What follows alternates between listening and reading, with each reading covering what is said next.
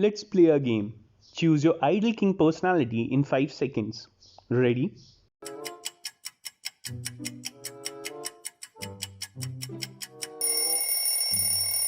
Well, congratulations, you all win except for Humayun, who chose none of them.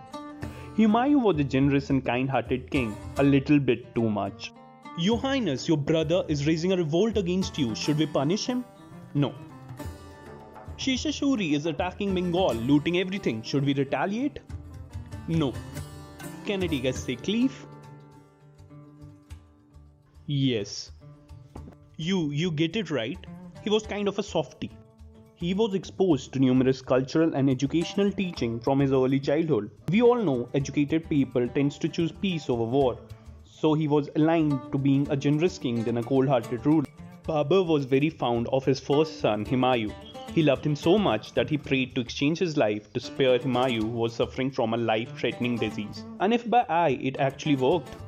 Before I move further, it is essential to know about Humayun's family. He had 3 younger brothers, Hindal, Kamran and Aksari. Central Asia had a weird rule of dividing empire between brothers, which is quite the norm of today's time.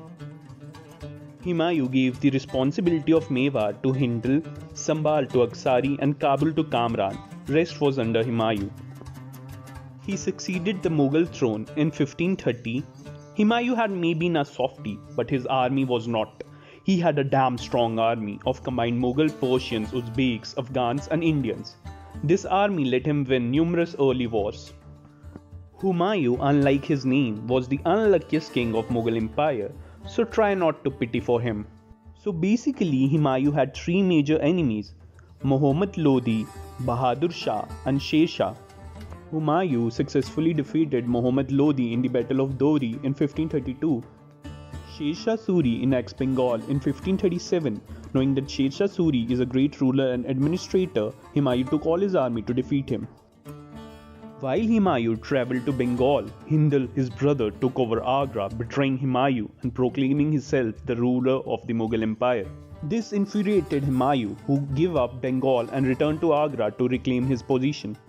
Taking advantage of the situation, Sher Shah ambushed the exhausted army of Humayun in Midway, winning the Battle of Chausa in 1539. Legend says Humayun nearly escaped his death by jumping in the river Ganga. To make matters worse, Bahadur Shah attacked Gujarat, which was then under Aksari, Humayun's other brother. Avoiding every battle thrown at him, he fled to Champaran. He tried to make a comeback at the Battle of Bilgram in 1540. Sher Shah Suri completely destroyed his army, forcing Humayun to run for his life. Humayun tried to take asylum in Kashmir and Sindh, both denied by his own brother Kamran. Then he escaped to Lahore, but still felt unsafe from Sher Shah, so he went further west.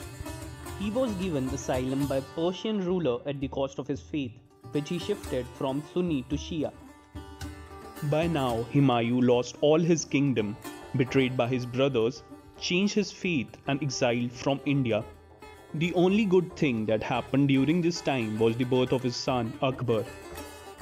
Now everyone must be blaming Humayun for the failure of Mughal Empire. But is that 100% true? No, it isn't. Humayun inherited an almost bankrupt treasury from his father, who distributed all his wealth amongst Afghans and wars. Babar also took Humayun's promise to take care of his brother, which turned out very well. So yeah, good job Babar. Now back to story. Humayun waited over a decade to make a comeback. So what happened all these years? What happened in these years was that none of his competitors were alive. The northern India was dominated by 3 not so powerful rulers, and Humayun took advantage of this time. He recognized that he lacks experience of managing army, so he made one of his most loyal and capable general, Bairam Khan, the commander of his army. With that, Humayun stormed into India. With time, he punished all those who betrayed him. Kamran was blinded and sent to Mecca alongside Askari. Hindal died before his comeback. Alongside Bairam Khan, he regained what he lost. Humayun's death reflects his true love and passion. He didn't die on the battlefield or assassinated for the throne. He died while reading a book, conversing with his nobles and astrologers about the beauty of planet Venus. But it's another thing that after this he slipped from his stairs and died.